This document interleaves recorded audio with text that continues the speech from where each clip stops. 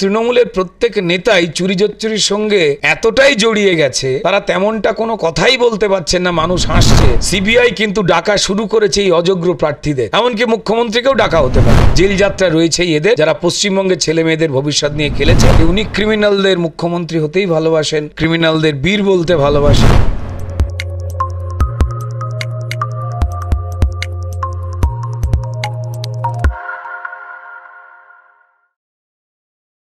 নমস্কার, আপনারা দেখছেন দ্য ইন্ডিপেন্ডেন্ট বেঙ্গল। আমি রুমেলি। রাজ্য রাজনীতি যে বিষয় নিয়ে ফের সরগরম তা হলো নন্দীগ্রাম। 2021-এর ভোটে নাকি রিগিং করে হারানো হয়েছিল মমতা ব্যানার্জিকে, লোডশেডিংও করা হয়েছিল, এমনই বিস্ফোরক দাবি করছেন খোদ মুখ্যমন্ত্রী নিজে প্রচারে গিয়ে। আর এই বিষয়ে কথা বলতে আমাদের সঙ্গে রয়েছেন রুদ্রনীল ঘোষ। দাদা, আপনাকে স্বাগত আমাদের চ্যানেলে। নমস্কার। মুখ্যমন্ত্রী বিস্ফোরক দাবি করছেন যে 2021-এর যে ভোট, তাতে নাকি নন্দীগ্রামে তাকে রিগিং করে লোডশেডিং করে হারানো হয়েছিল। আমাকে প্রতারণা করা হয়েছে, আমার রিগিং করা হয়েছে, টোটাল ভোট লুট করা হয়েছে। সেদিন ডিএম এসপি সবাইকে চেঞ্জ করে দিয়ে বিজেপি ক্ষমতায় আছে বলে গায়ের জোরে ইলেকশন কমিশনের সাহায্যে ডিএম চেঞ্জ করেছিল, এসপি চেঞ্জ করেছিল, আইসি চেঞ্জ করেছিল, আর ইলেকশন হয়ে যাওয়ার পরেও লোডশেডিং করে দিয়ে রেজাল্ট পাল্টে দিয়েছিল। আমি আজ না কাল এর বদলা তো নেবই। তো সেই সময় বিদ্যুৎ মন্ত্রী কে ছিলেন? ওনারই তো চেয়ারে বসানো কেউ। তো তাহলে সবাইকে জেলে পড়া উচিত ছিল, পড়েননি। উনি তারপর মামলাও করেছেন। সেই মামলার এতটাই গুরুত্বহীনতা রয়েছে যে হাইকোর্ট এখনো পর্যন্ত সেই মামলা শোনা শুরুই করল না। 21-এর পর থেকে আজকে 24 চলে এলো। তো ফলত পশ্চিমবঙ্গের তৃণমূল দলনেত্রী বিভিন্ন রকম মিথ্যাচার করেন, এই পশ্চিমবঙ্গের মানুষের জানা। তিনি তার দলের চুরি, দুর্নীতি, ভুল, অন্যায় কখনো স্বীকার করেন না এবং উল্টে বিভিন্ন অজুহাতে হয় মায়াকান্না কাঁদছেন, আর না হলে বিভিন্ন রকম মিথ্যে ঘটনা, ভিডিও, কথাবার্তা ইত্যাদি প্রভৃতি দিয়ে মানুষকে আবার ঠকিয়ে তিনি শেষ মুহূর্তে কিছু ভোট পেতে চাইছেন, যেখানে মানুষ জেনে গেছে যে উনি ক্রিমিনালদের মুখ্যমন্ত্রী হতেই ভালোবাসেন, ক্রিমিনালদের বীর বলতে ভালোবাসেন। এবং যেহেতু এখন এত গরম পড়েছে, আমরা নিজেরাই অনেক সময় যে কোনো মানুষই তাল রাখতে পারছেন না। ফলত আমাদের শ্রদ্ধেয় মুখ্যমন্ত্রী, তাঁর তো বয়স হয়েছে, আর তাঁর দল এতটাই তার অনুপ্রেরণায় এত রকমের পাপ করেছে। দেখুন, 250 গ্রাম শাক কিনে কি 2 কেজি মাছ ঢাকা দেওয়া যায়? মুড়ো ঢাকতে যাচ্ছেন, লেজা বেরিয়ে যাচ্ছে, লেজা ঢাকতে যাচ্ছেন, মুড়ো বেরিয়ে যাচ্ছে। আমি ওনার একটু বিশ্রাম দরকার বলে মনে করি। আমি কেন, পশ্চিমবঙ্গের মানুষও মনে করেন, তৃণমূল দলেরও প্রচুর নেতা মনে করেন। শুধু তাই নয়, তিনি বলছেন যে সেই নন্দীগ্রামে যে গণহত্যার কাহিনী আমরা জানি, সেটা নাকি সিপিএমের সঙ্গে আন্ডারস্ট্যান্ডিং করে বাপ বেটাতে আতাত করে ঘটিয়েছিল। তা বাপ বেটা বলতে নিশ্চয়ই শ্রদ্ধেয় শিশির অধিকারী এবং সম্মানীয় বিরোধী দলনেতা শুভেন্দু অধিকারীকেই উনি আঙুল তুলছেন। তো তারা কোন দলের ছিলেন? সবাই জানে যে তৃণমূলে মমতা বন্দ্যোপাধ্যায়ের নির্দেশ ছাড়া কোনো ঘটনা ঘটে না। থানার ওসি কতটা বদমাইশি করবে, পিঁপড়ে আদপেই ডিম পাড়বে কিনা, সেই ডিম সন্ধ্যাবেলা তৃণমূলের নেতারা মদ খাওয়ার জন্য ডিমের অমলেটের চাট খাবে কিনা, এই পিঁপড়ের মাও জানে। তো পশ্চিমবঙ্গে যত ধরনের দুর্নীতি হয়েছে সেটা কার অনুপ্রেরণায় হয়েছে তিনি জানেন। উনি যে কথাটা বললেন, আমি তর্কের খাতিরে যদি ধরে নিই যে ঠিক আছে এমন ঘটনা ঘটেছে, যদি তাই হয়ে থাকে, তো তাহলে মমতা বন্দ্যোপাধ্যায় এই বাপ এবং বেটাকে জেলে পড়েননি কেন? প্রমাণিতভাবে আদালতের সামনে পেশ করেননি কেন?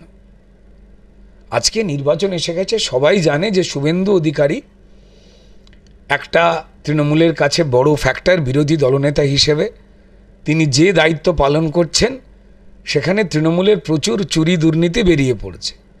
একদিকে শ্রদ্ধেয় সভাপতি ডক্টর সুকান্ত মজুমদার, তিনি তার তথ্যনিষ্ঠ জায়গা থেকে যেভাবে মুভমেন্ট করছেন, আর একজন মাটির নেতা রয়েছেন দিলীপ ঘোষ, আর তার সঙ্গে লড়াকু বিরোধী দলনেতা শুভেন্দু অধিকারী, এই তিনটে না উনি সামলাতে পারছেন না।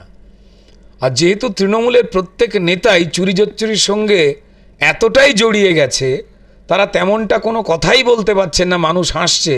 তাই শেষ চেষ্টা এখনও, যেহেতু মমতা বন্দ্যোপাধ্যায় এই নামটার সঙ্গে 2011-তে তৃণমূলের অপশাসন থেকে পশ্চিমবঙ্গকে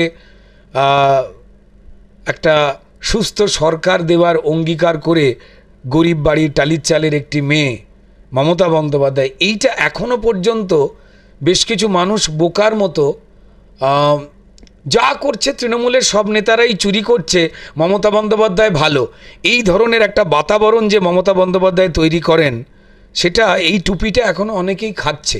তো ফলত সেইটা সুযোগ নিয়ে উনি যাদের যাদের সর্বনাশ করেছেন তাদের থেকে আবার শেষ মুহূর্তে ভোট নেওয়ার জন্য এই সমস্ত আজে বাজে কথা বলছেন। এগুলো না বললে বোধহয় যতটা ভোট ওনার নষ্ট হচ্ছে, তাও দু একটা হয়তো উনি পেতেন। তিনি বলছেন যে বোমা ফাটাবো বলে 26,000 জনের চাকরি খেয়ে নিল। এই 26,000 জন যেদিন মুখ খুলবে, সেখানে মেদিনীপুরের ছেলেমেয়েরাই বেশি, কে কত টাকা নিয়েছে সব ফাঁস হয়ে যাবে। দেখুন, সুপ্রিম কোর্ট অবধি বলে দিয়েছে যে এটা একটা পরিকল্পিত অর্গানাইজড ষড়যন্ত্র।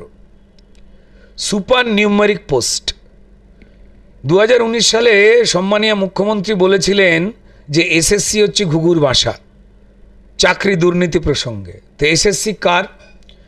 রাজ্য সরকারের অধীনে রাজ্য সরকারের মাইনে পাওয়া একটা স্বয়ং নিয়ন্ত্রিত সংস্থা। আর ওই চেয়ারগুলোতে কারা বসে?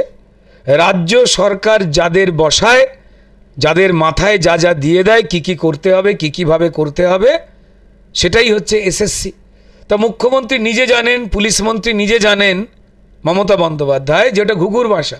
কিন্তু কোনো ঘুঘুকে উনি গ্রেপ্তার করাননি, কারণ প্রত্যেক ঘুঘুরা তৃণমূলের লোকাল নেতাদের থেকে যে টাকাটা পাচ্ছেন, সাদা খাতা জমা দেওয়া বা এমনকি চাকরির পরীক্ষায় না বসা ছেলেপুলেদের চাকরি দিয়ে দেওয়ার জন্য, যাতে তারা না ধরা পড়ে, তাদের হাতে এই ছাত্রছাত্রীর পরিবার যাতে ধোলাই না দেয়, সেই জন্য উনি ঘুঘুর বাসা বলে কোনো ঘুঘুকে ধরেননি, কোনো ক্রিমিনালকে ধরেননি পুলিশ মন্ত্রী মুখ্যমন্ত্রী হয়ে। আদালত বারবার যখন এই ছাত্রছাত্রীরা মামলা করলো, যারা যোগ্য হয়েও রাস্তায় বসে চোখের জল ফেলছে, যার বাবারা মায়েরা এমনকি তারাও ঠকে গিয়ে এই তৃণমূলকেই ভোট দিয়েছিল, মমতা বন্দ্যোপাধ্যায়কে বিশ্বাস করেছিল যে মমতা বন্দ্যোপাধ্যায়ের সৈনিক, চোর সৈনিকেরা যারা যোগ্য চাকরি প্রার্থী তাদের সঙ্গে যারা অযোগ্য তাদের থেকে টাকা নিয়ে একটা মিশিয়ে দিয়েছিল, আমরা এক করে দিয়েছিল। এই মেশাবার পদ্ধতি সরকারিভাবে করা হয়, যার নাম দেওয়া হয় মুখ্যমন্ত্রীর ক্যাবিনেটে পাশ করে এই দুর্নীতি করা হয়, যার নাম হচ্ছে সুপার নিউমারিক পোস্ট, ব্যতিক্রমী নিয়োগ, নিয়ম কানুন না ভেঙে। এবার বারবার হাইকোর্টে নানান বিচারপতিরা, শুধুমাত্র সম্মানীয় অভিজিৎ গঙ্গোপাধ্যায় নয় যিনি প্রাক্তন বিচারপতি, তিনি ছাড়াও অন্যান্য বিচারকেরা বলেছিলেন যে ওএমআর সিট দিন, 12 বছর ওএমআর সিট যেটা এসএসসির কাছে থাকে, কোন সাবজেক্টে কে কত নম্বর পেয়েছে, এবং পরীক্ষার্থীদের খাতা 12 বছর মজুত রাখতে হয়। এই ভেজাল যারা তৃণমূলের নেতাদের চাকরি পেয়ে মমতা বন্দ্যোপাধ্যায়ের অনুপ্রেরণায় টাকা দিয়ে যারা চাকরি পেয়েছে, তাদের মিশিয়ে দেওয়ার জন্য ওএমআর সিট গায়েব করে দেওয়া হয় এবং খাতা 70-80% পুড়িয়ে নষ্ট করে দেওয়া হয়। এবং এইটা যখনই বিচার প্রক্রিয়ার মধ্যে এসছে, তখন কিভাবে এই তৃণমূল চাকরি নিয়ে দুর্নীতি করেছে, হাজার হাজার কোটি টাকা মানুষের থেকে তুলেছে, অযোগ্যদের সঙ্গে যোগ্যকে মিশিয়ে দিয়ে যোগ্যদের বিপদে ফেলেছে, সেইটাতে উনি ভয়ে ছিলেন যে পাবলিক এবার রেগে গিয়ে তৃণমূলের পার্টি অফিস ভাঙচুর করবে, তালা দিয়ে দেবে, ওই নেতাদের ধরবে। কিন্তু যে কোনো কারণেই হোক না কেন, হাইকোর্ট যে নির্দেশ দিয়েছিল যে কোনো কাউকে অ্যারেস্ট করতে পারে, সুপ্রিম কোর্ট তারা একবারও বলেননি যে হাইকোর্টের পদ্ধতি ভুল। তারা বলেছেন যে আরেকটু বিচার করতে হবে। যে এসএসসি বলছিল যে আমাদের কাছে কোনো লিস্ট নেই এতদিন ধরে হাইকোর্টকে, যে কে যোগ্য আর কে অযোগ্য, সেই এসএসসি তৃণমূলের নির্দেশে, মমতা বন্দ্যোপাধ্যায়দের নির্দেশে বলে দিল না যোগ্য অযোগ্য মোটামুটি বাছাই করতে পারবো, প্রায় 8,000 মতো অযোগ্য রয়েছে যারা মিশে রয়েছে। কে মিশিয়েছে? রাজ্য সরকার এবং রাজ্য সরকারের তৈরি করা এসএসসি। এবং এই জুলাই মাস অবধি বোধহয় স্থগিতাদেশ দিয়েছে, 16ই জুলাই ইলেকশনটা শেষ হবে, ঠিক লিস্ট জমা হবে। যদি অযোগ্যদের তারা লিস্ট পেয়েই গেছে, সিবিআইয়ের কাছে সেই লিস্ট রয়েছে, কারণ নাইসা যে কোম্পানিটা এসএসসি থ্রু দিয়ে ঘুর পথে এই সমস্ত দায়িত্বগুলো পেয়েছিল মার্কশিট তৈরি করার, সেখান থেকে লিস্ট কালেক্ট হয়ে গেছে। এবং সিবিআই কিন্তু ডাকা শুরু করেছে এই অযোগ্য প্রার্থীদের, যে আপনারা চাকরি পেলেন কি করে, কাকে ঘুষ দিয়েছিলেন। এমনকি মুখ্যমন্ত্রীকেও ডাকা হতে পারে, কোনো অসুবিধা নেই যদি কেউ নাম বলে দেন। এনিবডি, তৃণমূলের যে কোনো নেতা। মিথ্যের হাঁড়ি ফেটে যাবে মমতা বন্দ্যোপাধ্যায় জানেন, কিন্তু ইলেকশনের মধ্যে যদি এটা হয়ে যেত, তারা পুরো মন্ত্রিসভায় জেলে যেতেন, যারা অযোগ্যকে মিশিয়ে দেওয়ার জন্য, যোগ্যদের সর্বনাশ করবার জন্য সুপার নিউমারিক পোস্ট করেছিলেন ক্যাবিনেটের মাধ্যমে, অর্থাৎ মমতা বন্দ্যোপাধ্যায়ের নির্দেশিকার মাধ্যমে। ফলত উনি এই দুর্নীতির বড় পার্ট। যে কারণে কেজরিওয়াল জেলে যান। কেজরিওয়াল বেল পেয়েছেন, মদ বিক্রিতে 2 নম্বরই কাজ করে উনি বেল পেয়ে গেছেন এমন নয়, নির্বাচনের জন্য ওনাকে 1 জুন অবধি ছাড়া হয়েছে। মদ দুর্নীতি মামলায় উনি বেল পাননি। ইলেকশন শেষ হবে, আবার ওনাকে হাজতে চলে যেতে হবে। তৃণমূল এটা নিয়ে মিথ্যে প্রচার করছে, এনডিএ জোট এটা নিয়ে মিথ্যে প্রচার করছে, ইন্ডি জোটের পিন্ডি। ঠিক আছে, তো যাই হোক, তো এরা যে জোটই যা খুশি করুক না কেন, ইন্ডি জোট পিন্ডি জোট যা খুশি চেষ্টা করুক না কেন, তো যেভাবে এটা চলছে তাতে মমতা বন্দ্যোপাধ্যায় জানেন তারা ধরা পড়তে বাধ্য। এবং হাইকোর্ট যে কথাই বলেছে, সুপ্রিম কোর্ট সেটাই বলেছে, একটুখানি মিথ্যেটাকে যাতে স্বীকার করে নেয় তাইর জন্য সুপ্রিম কোর্ট সময় দিয়েছেন।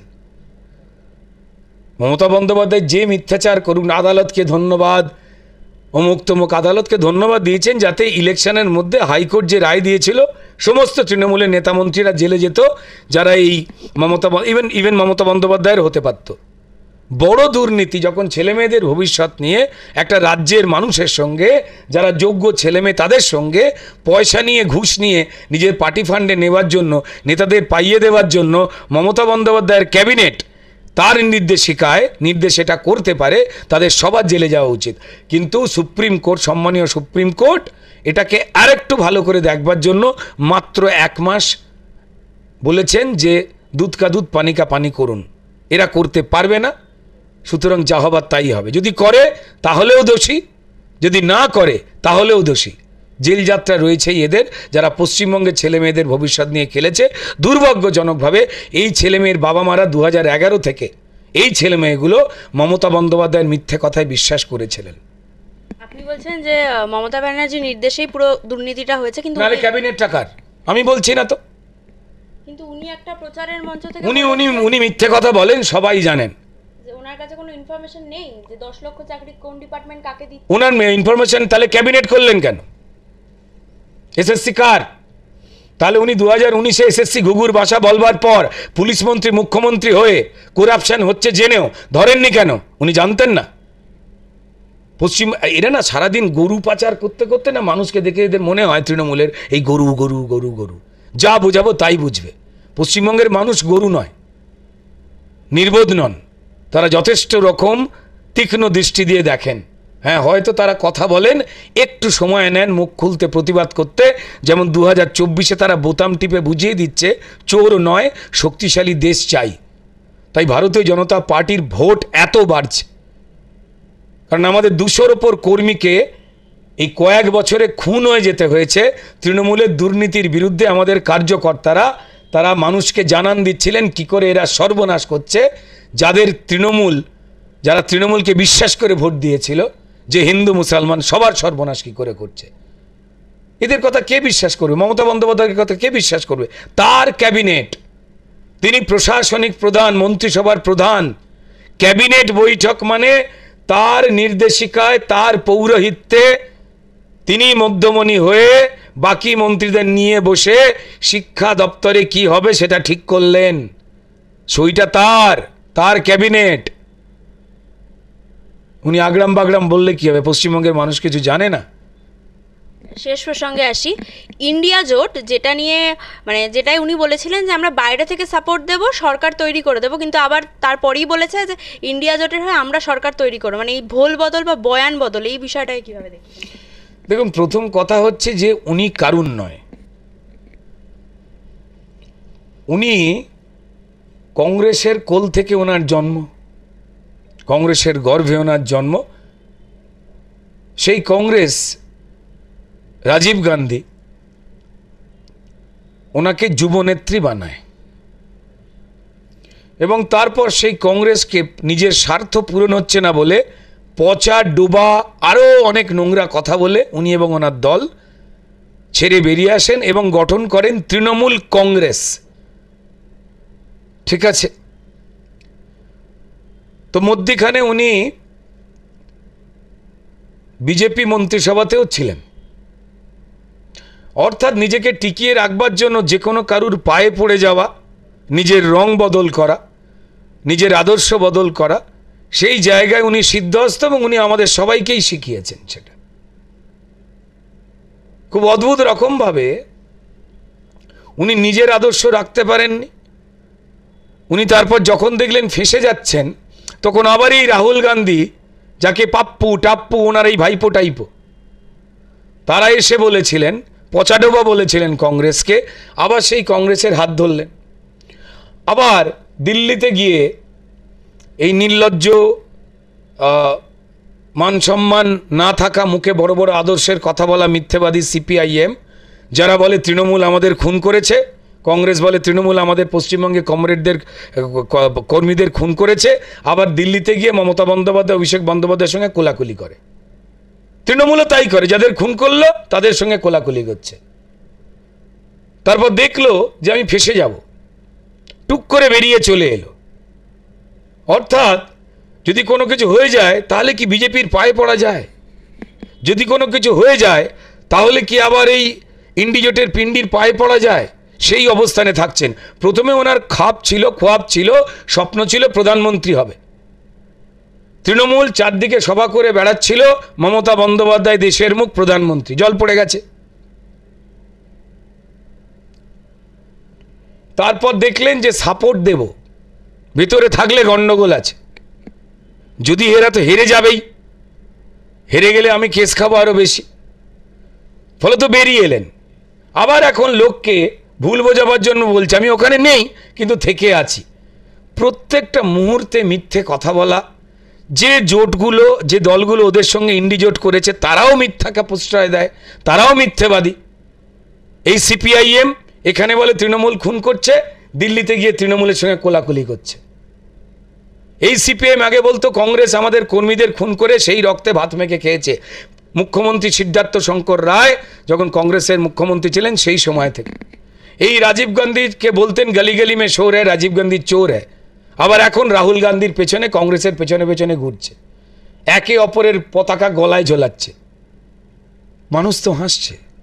তো যাই হোক, এরা বেসিক্যালি জানে যে ভারতীয় জনতা পার্টির কেন্দ্রে নরেন্দ্র মোদী সরকার যেভাবে দল, মত, সম্প্রদায়, কে ভারতীয় জনতা পার্টিকে ভোট দেয় বা দেয় না, কে তার বিরুদ্ধে মিথ্যে কথা বলে, সেগুলো না দেখে একটা সরকার আসে মানুষের জন্য। বিশেষ করে আমাদের দেশে গরিব মানুষ বেশি, প্রান্তিক মানুষ বেশি, তিনি হিন্দু হোক বা মুসলমান হোক, তাদের প্রত্যেকের জন্য আবাস থেকে শুরু করে, গরিব মানুষের মাথায় ছাদ, জল থেকে শুরু করে, ঘর বানিয়ে দেওয়া থেকে শুরু করে, বাচ্চাদের মিড ডে মিল থেকে শুরু করে, বিনামূল্যে রেশন থেকে শুরু করে প্রত্যেকটা কাজ করছে। যার হিন্দু, মুসলমান, শিখ, খ্রিস্টান হয় না, কে বিজেপিকে ভোট দেয় না সেটা তারা দেখছে না। আর এটা প্রত্যেকটা মানুষ ভারতবর্ষে জেনে গেছে বলেই তারা ইস বার 400 পার এই স্লোগানটাকে সত্যির দিকে নিয়ে যাচ্ছেন। এরা জেনে গেছে যে আমরা জিরো হয়ে যাব, তাই নানা রকম মিথ্যে কথা বলছে, ভুল বকছে। হাসি পায় এদের কথাবার্তা শুনলে। অসংখ্য ধন্যবাদ দাদা।